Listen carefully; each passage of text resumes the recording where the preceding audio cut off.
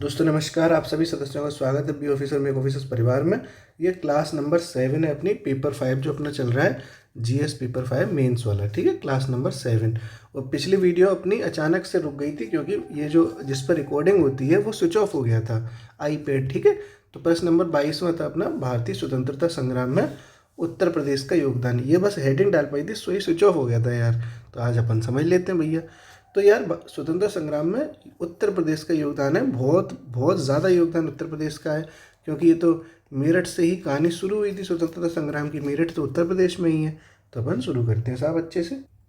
देखो, उत्तर प्रदेश का पूरा पूरा योगदान हर चीज़ में बताएंगे। स्वतंत्रता संग्राम तो बहुत बड़ा है, 1857 से लेके 1947 तक सब स्वतंत्रता संग्राम ही तो है भैया। यहाँ से क्रांति शुरू हुई थी 1947 तक, जब तक देश आज़ाद नहीं हो गया तब तक क्रांति चलती रही है। तो देखो साहब क्या क्या हुआ। तो सबसे पहले तो अपन 1857 की क्रांति देख लो, 1857 का संग्राम, इसमें उत्तर प्रदेश का क्या योगदान रहा यही अपन समझ लेते हैं। ठीक है, इस तरीके से नहीं, ऐसे लिखो एक बार में एक, क्योंकि चीज़ें बड़ी बड़ी होंगी। तो 1857 का संग्राम यही देख लो, इसमें उत्तर प्रदेश ने क्या क्या योगदान था।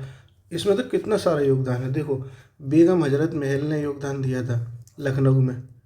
बेगम मतलब पहले ऐसे नहीं, ऐसे ऐसे ज़्यादा अच्छा लगेगा। यहाँ लखनऊ लिखते हैं और लखनऊ में लिखते हैं फिर अपन बेगम हजरत महल। बेगम हजरत महल, इन्होंने लखनऊ में योगदान किया। इसी तरीके से दोस्तों देखो, झांसी में, झांसी में भी तो योगदान दिया है कि नहीं दिया। और झांसी में किसने योगदान दिया है, झांसी में दिया है रानी लक्ष्मीबाई ने, रानी लक्ष्मीबाई। और देखो, और कहाँ पर योगदान किसने और क्या दिया है, तो देखो कानपुर में योगदान दिया है। कानपुर में किसने योगदान दिया है, कानपुर में दिया है नाना साहेब और तात्या टोपे। नाना साहेब प्लस तात्या टोपे। तो ये तो देखो 1857 क्रांति में लखनऊ, झांसी, कानपुर ये सब उत्तर प्रदेश में ही तो है कि नहीं। ये सारी चीज़ें हैं। और इसकी शुरुआत ही कहाँ हुई थी 1857 स्वतंत्रता संग्राम का, इसका प्रारंभ कहाँ से हुआ है, इसका प्रारंभ तो मेरठ से ही हुआ है ना। तो मेरठ कहाँ है, उत्तर प्रदेश में है। तो ये भी चीज़ बात सही बात है। तो ये क्रांति ही उत्तर प्रदेश से शुरू हुई है साहब। इसके बाद देखो और उत्तर प्रदेश में कौन सी महत्वपूर्ण घटनाएं हुई हैं जिसमें योगदान दिया। तो देखो एक चौरा चौरी क्रांति हुई थी, चौरा चौरी घटना, ये भी तो उत्तर प्रदेश में हुई है कि नहीं हुई, है कि नहीं। तो ये देखो 5 फरवरी 1922 को हुई है, 5 फरवरी 1922 को है। ये भी घटना हुई गोरखपुर में। और ये कहाँ हुई है, गोरखपुर में। कहाँ हुई है घटना, गोरखपुर में। और इसका क्या मायने रखता है, ये असहयोग आंदोलन इसमें वापस ले लिया गया था और 22 पुलिसकर्मियों की हत्या की गई थी। तो 22 पुलिसकर्मियों की हत्या, उड़ा दिए, अंग्रेज पुलिसकर्मी थे ये। ठीक है, 22 पुलिसकर्मियों को उड़ा दिया गया था इससे। और इसी के बाद फिर असहयोग आंदोलन वापस भी लिया गया था, असहयोग आंदोलन वापस लिया गया था। तो ये भी तो उत्तर प्रदेश में है कि नहीं, गोरखपुर तो उत्तर प्रदेश में पड़ता है। तो चौरा चौरी घटना भी उत्तर प्रदेश में ही हो गई। इसका मतलब है कि भारतीय स्वतंत्रता संग्राम में उत्तर प्रदेश में भी इतना बड़ी घटना हुई। और देखो क्या क्या घटनाएं उत्तर प्रदेश में महत्वपूर्ण हुई थी इस स्वतंत्रता संग्राम में। तो देखो एक आपने नाम सुना होगा, हिंदुस्तान हिंदुस्तान सोशलिस्ट, वो Hindustan Republic association, Republic association, ये भी तो उत्तर प्रदेश से ही संबंधित है। एचआरए कहते हैं जिसको, एचआरए, हिंदुस्तान रिपब्लिक एसोसिएशन, ये भी उत्तर प्रदेश से ही रिलेटेड है। ये क्या चीज़ है साहब, तो ये 1924 में कानपुर में इसकी स्थापना हुई थी। तो कानपुर तो उत्तर प्रदेश में ही पड़ता है, ये आप जानते ही हो। और इसमें कौन कौन देखो जुड़ा हुआ था, तो सबसे बड़ा नाम है इसमें चंद्रशेखर आज़ाद इसमें थे, चंद्रशेखर आज़ाद इसमें थे। और साथ में कौन था, तो राम प्रसाद बिस्मिल थे, राम प्रसाद बिस्मिल साहब थे।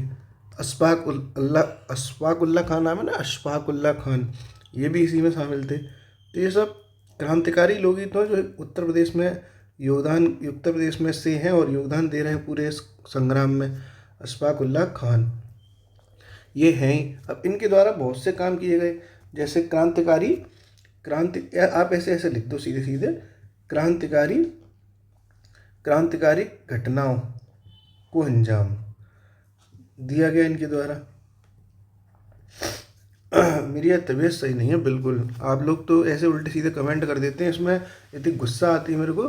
मैसेज पेल देते हैं भाई साहब लोग कि आपने तो साथ छोड़ दिया, एक दिन वीडियो नहीं आई ना, एक दिन अगर मान लो वीडियो नहीं आई तो कुछ गधे किस्म के लोग हैं जो ऐसे मैसेज करेंगे कि आपने तो साथ छोड़ दिया, आप तो धोखेबाज निकले, आपने तो एक दिन वीडियो नहीं दिया। सही में ऐसा लगता है कि चप्पल उतारो दूँ खींच के। सही में इतना गुस्सा आता है, एक दिन वीडियो नहीं आ पाई, हो सकता है इंसान परेशान हो भाई साहब, तबीयत खराब हो उसकी।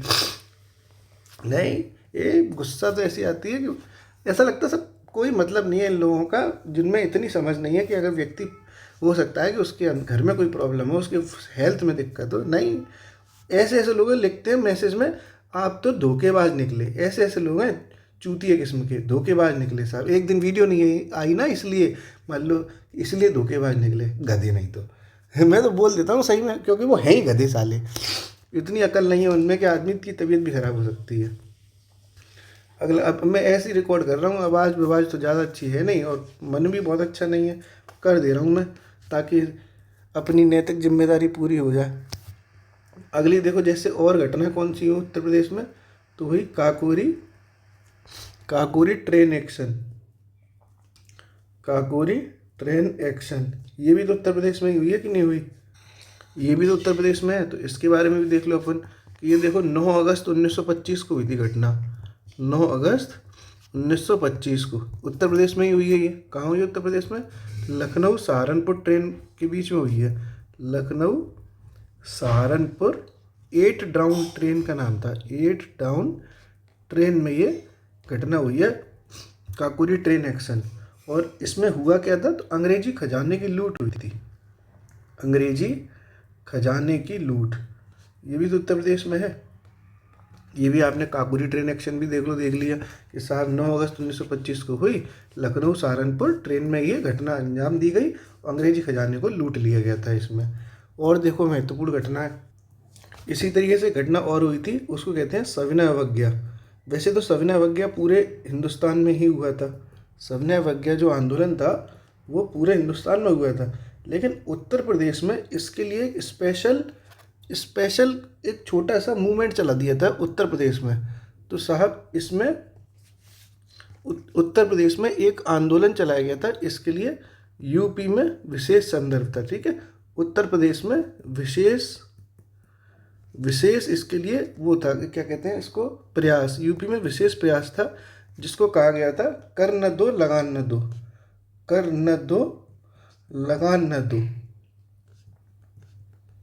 कर न दो लगान न दो आंदोलन के नाम से ये, इसमें उत्तर प्रदेश में स्पेशली ये अलग से इफेक्ट डाला था सविनय अवज्ञा आंदोलन। वैसे तो पूरे भारत में था, लेकिन कर न दो लगान न दो उत्तर प्रदेश में विशेष प्रयास किए गए थे इसके माध्यम से, इसलिए ये बात भी लिख लेते हैं अपन।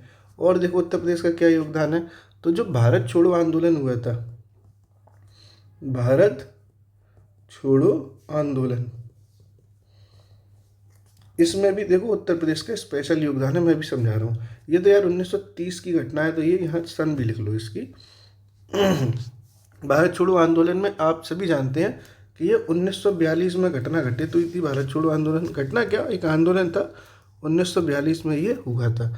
तो आपने सुना भी होगा कि चित्तू पांडे का नाम सुना होगा आपने, चित्तू पांडे ने समानांतर सरकार बनाई थी।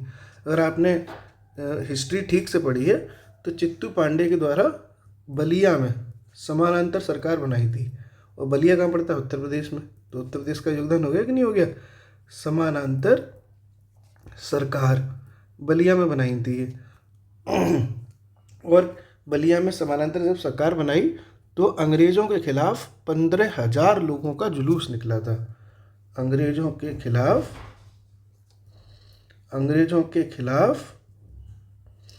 15,000 लोगों का जुलूस निकला था।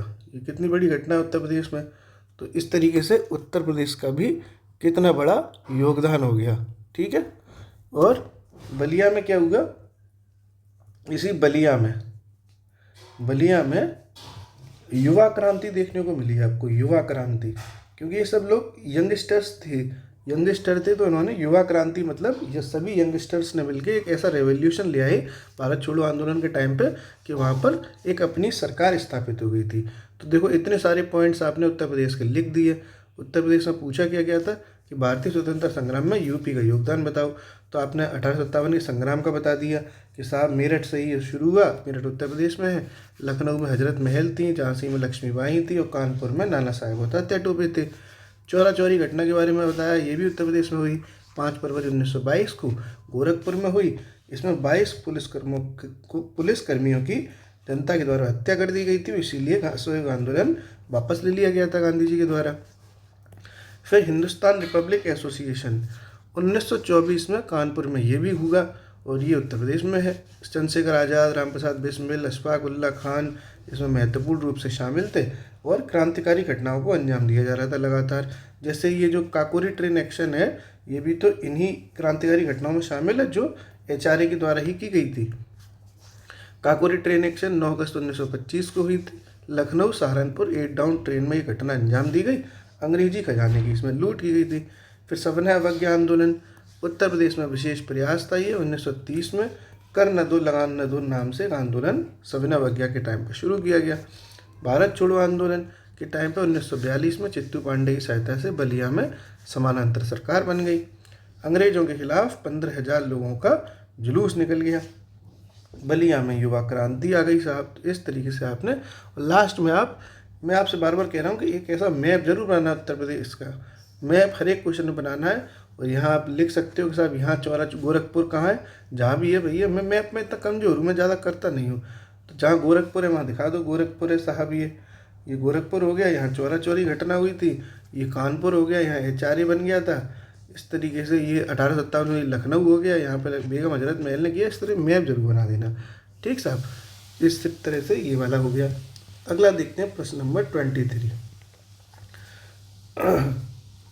कहना नहीं चाहिए दोस्तों, एक मैडम है मानसी गर्ग, नाम ले रहा हूँ क्योंकि उनका कमेंट आया कल। मैंने एक शॉर्ट्स डाला था कि लड़की जो होती हैं वो बड़ा उनकी लाइफ कठिन होती है। एक लड़की को मतलब लड़के लोग उस पर हाथ उठा देते हैं, फिर खुद तो मौज करते हैं और लड़की जो है बाद में परेशान होती है, घुट घुट के मर जाती है। तो मानसी गर्ग नाम की एक मैडम थी जिन्होंने कमेंट किया कि आप पे रील्स बनाने का तो बहुत टाइम है, लेकिन क्लास पढ़ाने का टाइम नहीं है साहब। तो उन मैडम से मैं कहना चाहूँगा, मैडम देख रही होंगी क्लास, उन्हें बहुत क्लास चाहिए थी। वो कह रही थी हमसे कि मेंस की क्लास अगर नहीं आती है तो उनका पूरा दिन खराब हो जाता है। ये कमेंट आया था उनका, तो उनका पूरा दिन खराब हो जाता है। तो मैडम और भी चीज़ें आती हैं हमारी, पूरा दिन खराब क्यों हो जाता है आपका? और 1 घंटे की क्लास से ही आप पूरे दिन के 1 घंटे की क्लास ही करती हो क्या?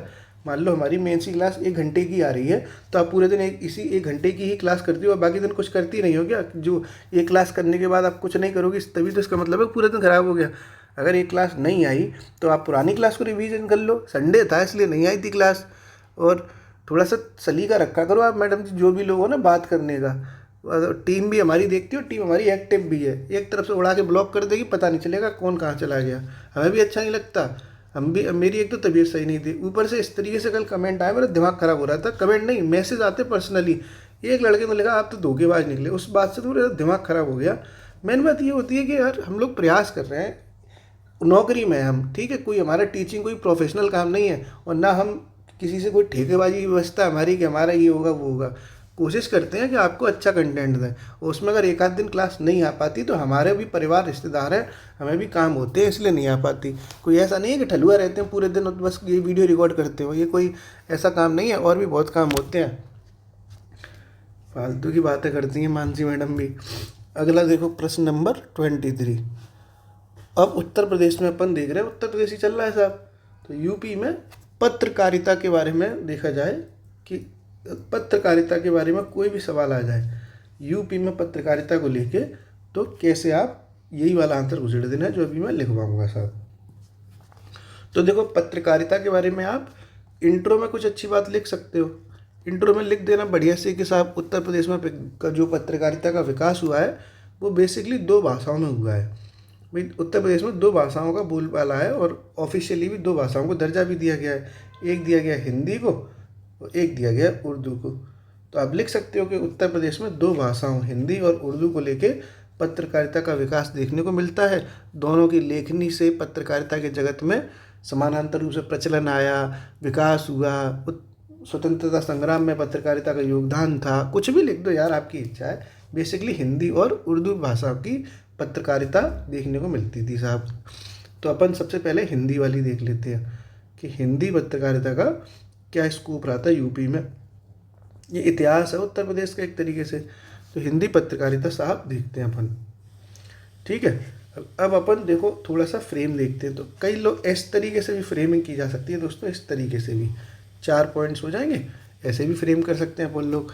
तो सबसे पहले जो उत्तर प्रदेश का पहला अखबार निकला यूपी का हिंदी का, तो हिंदी का पहला अखबार वो उत्तर प्रदेश में निकला यूपी से। हिंदी का पहला अखबार यूपी में, उसका नाम था बनारस अखबार। क्या नाम था? बनारस अखबार।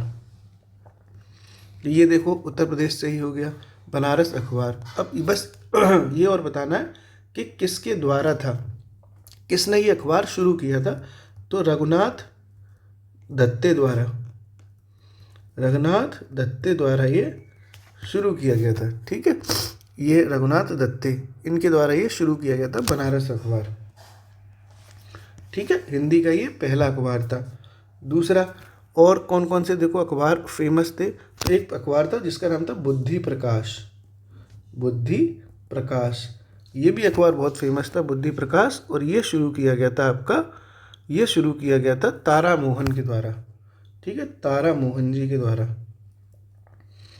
तारा मोहन के द्वारा। तो ऐसे ही अखबार होंगे, आपने नाम भी नहीं सुने होंगे। और एक कुछ अखबार और थे। एक का नाम था, जो अखबार था उसका नाम था तत्वबोधिनी। ये भी उत्तर प्रदेश से था, तत्वबोधिनी। ये भी एक मैगजीन टाइप की थी। पत्रकारिता, पत्रकारिता का मतलब यही होता है कि जैसे आजकल अखबार निकलते हैं, पहले क्या होता था अखबार भी आते थे और कुछ पत्रिकाएं टाइप की निकलती थी। तो वही सब चीज़ है। ये तत्वबोधिनी, और ये बरेली में स्टार्ट की थी, बरेली से निकलती थी, बरेली में। जैसे ये बुद्धि प्रकाश है, ये आगरा में निकलता था, आगरा का था। जैसे ये बनारस अखबार है, ये तो खैर बनारस से ही होगा, नाम ही इसका बनारस है। तो बनारस अखबार हो गया, बुद्धि प्रकाश हो गया, तत्वबोधिनी हो गई, ये उत्तर प्रदेश से ही है। ऐसे ही देखो एक प्रताप नाम का पत्र वो था अखबार, जो उत्तर प्रदेश से निकलता था। और ये गणेश शंकर विद्यार्थी, ये आपने सुना भी होगा, गणेश शंकर विद्यार्थी द्वारा, गणेश शंकर विद्यार्थी द्वारा ये संपादित किया जाता था, प्रताप नाम का अखबार। और ये कानपुर से था, कानपुर में ये संपादित होता था। तो इस तरीके से 4 आपने लिख दिए। और मैं 1-2 बता देता हूँ आपको, और थोड़ा सा बता देता हूँ क्योंकि आपके कलेजे में ठंडक हो जाएगी। दो मतलब 6-7 अगर आप बता पा रहे हो पत्रकारिताओं के बारे में तो बहुत अच्छा है। एक हंस नाम का पत्र निकलता था, वो प्रेमचंद्र जी के द्वारा। प्रेमचंद का नाम तो सुना ही होगा आपने।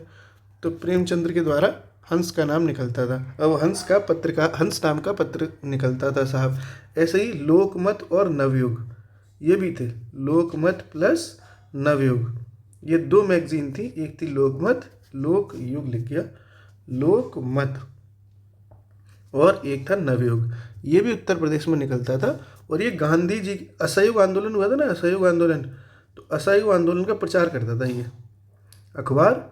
सिर्फ एक ही उद्देश्य था इसका, असहयोग आंदोलन के प्रचार के लिए। तो असहयोग आंदोलन के प्रचार के लिए जो अखबार निकाले गए थे वो थे लोकमत और नवयुग। हंस था, ये प्रेमचंद जी के द्वारा हो गया। और एक और अपन देख लेते हैं बढ़िया सा, कुछ भी लिख लो। दैनिक हिंदुस्तान बहुत अच्छा था, दैनिक हिंदुस्तान, दैनिक हिंदुस्तान ये अखबार भी, दैनिक हिंदुस्तान अखबार भी ये उत्तर प्रदेश में ही जारी किया गया था। और ये जारी कर रहे थे मदन मोहन मालवीय, मदन मोहन मालवीय के द्वारा, मदन मोहन मालवीय के द्वारा। तो ये देखो हिंदी वाले आपने समझ लिए। सबसे पहले अपन ने हिंदी वाले समझ लिए, बनारस अखबार, बुद्धि प्रकाश, तत्वबोधिनी, प्रताप, हंस, लोकमत, नवयुग और दैनिक हिंदुस्तान। इतने अगर आप उत्तर प्रदेश के अखबार लिख दोगे तो एग्जामिनर भी सोचेगा ससुर कि यार इतना तो हमें नहीं पता जितना ऐसे पता है कि नहीं। तो ऐसे आपने समझ लिया। अब अपन कुछ उर्दू वाला देख लेते हैं, उर्दू पत्रकारिता, क्योंकि हिंदी और उर्दू दोनों का ही तो बोलबाला था। तो अब उर्दू पत्रकारिता भी देख लेते हैं साहब। अब देखो उर्दू के बारे में देखते हैं अपन लोग।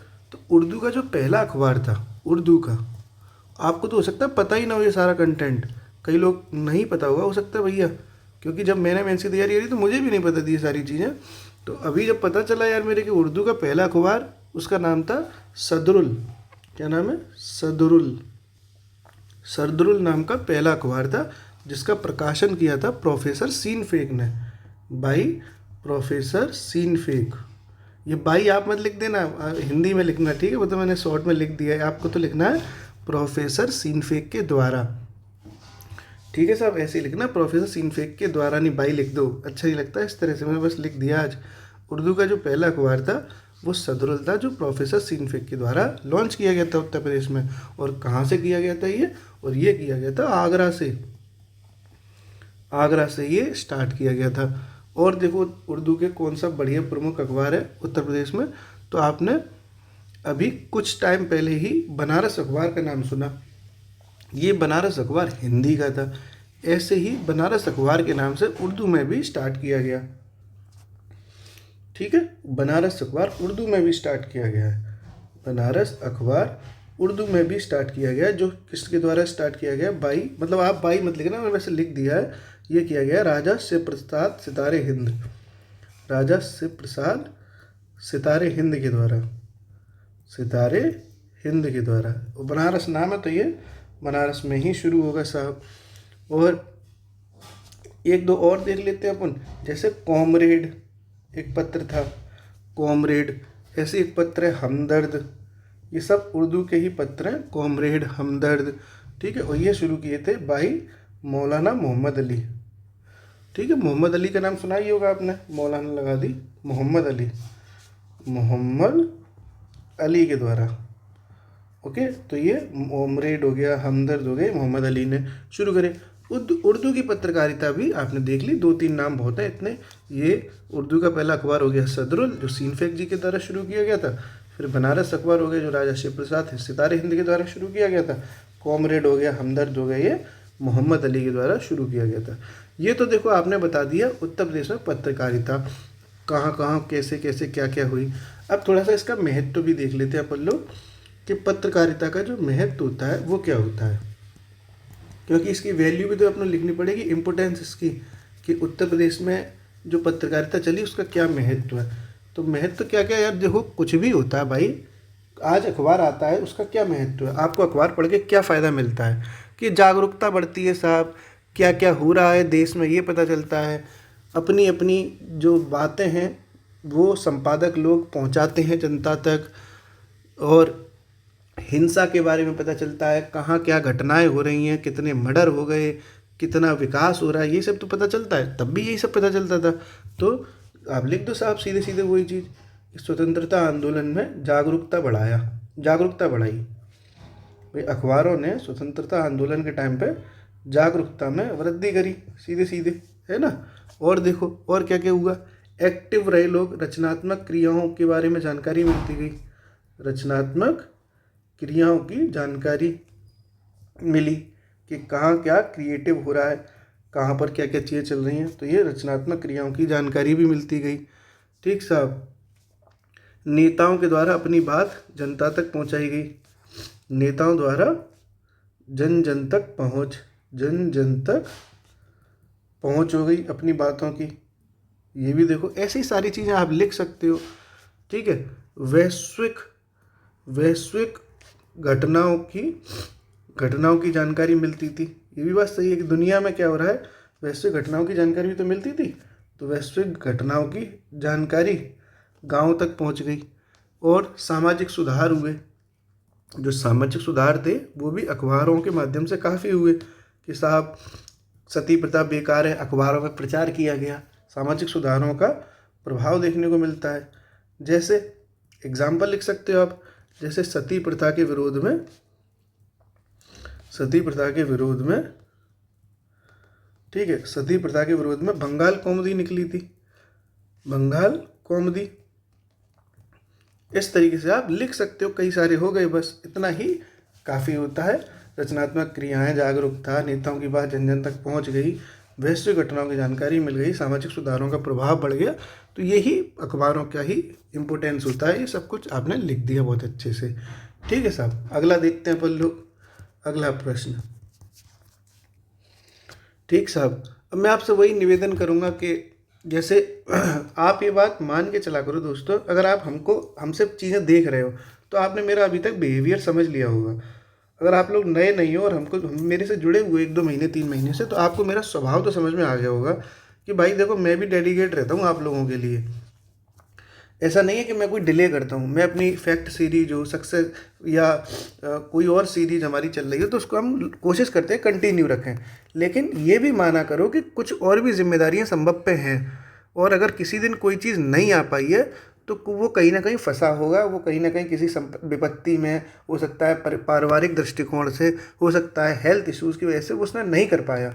कभी कभी होता है दोस्तों, अपने आप लोग 24 घंटे पढ़ाई करते हो क्या? नहीं करते ना, हमेशा नहीं पढ़ते होगे, कभी मोबाइल चलाते होगे, कभी कहते हो यार आज मन नहीं है कल पढ़ेंगे।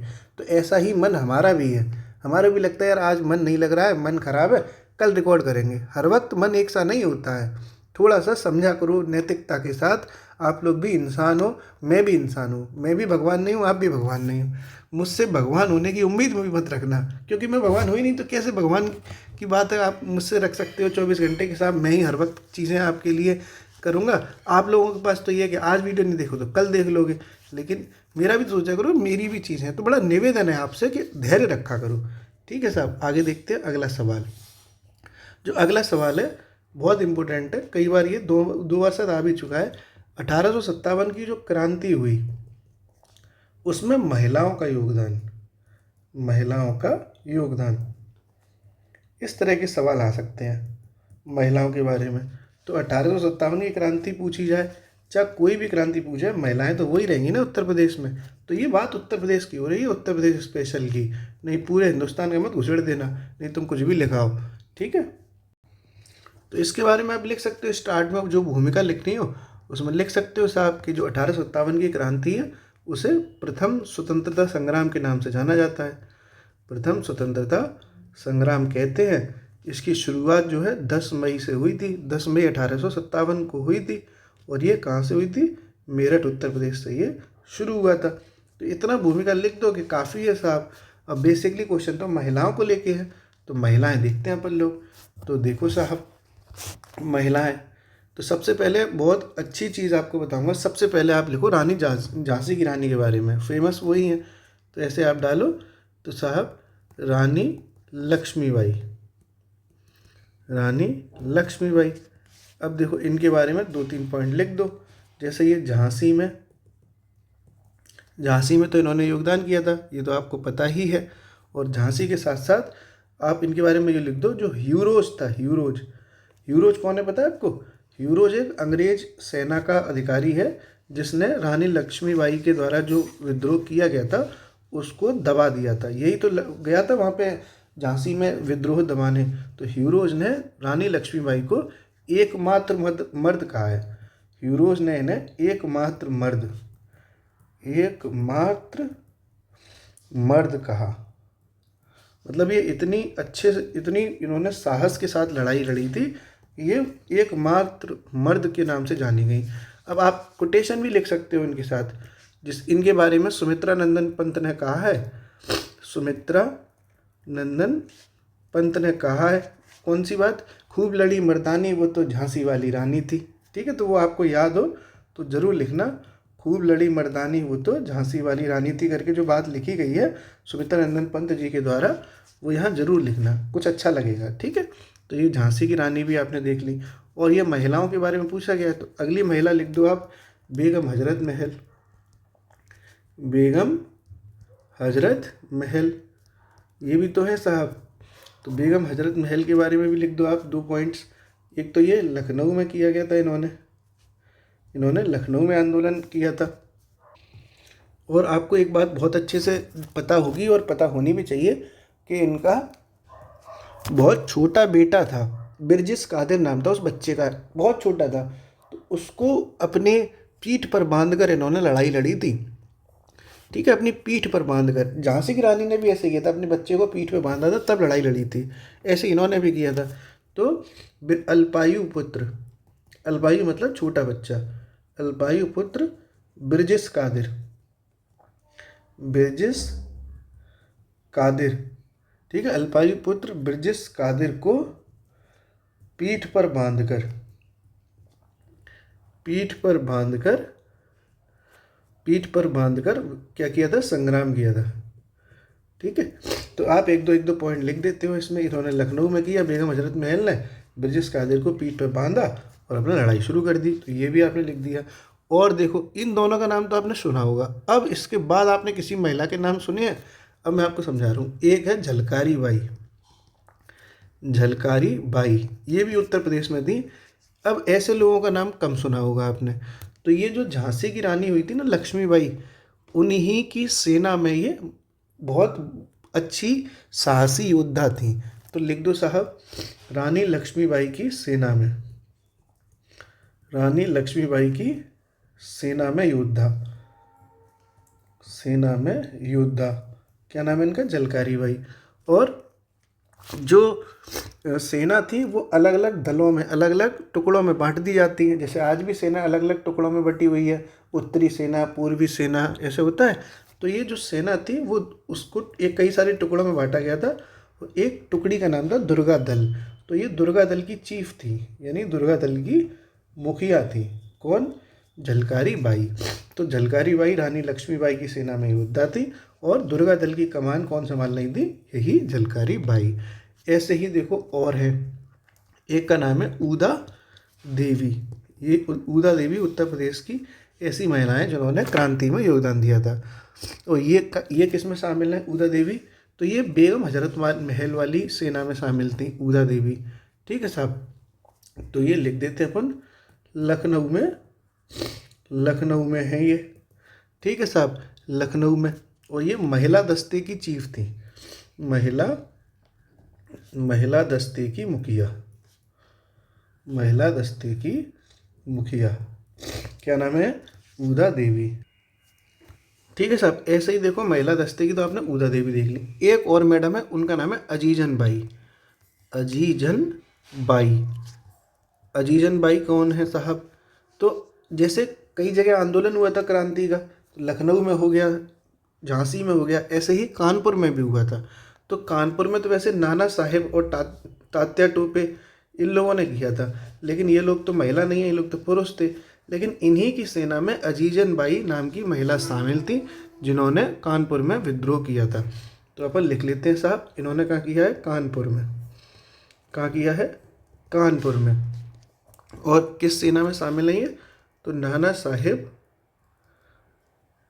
प्लस तात्या टोपे, तात्या टोपे की सेना में वीरांगना, सेना में वीरांगना। क्या नाम है इनका?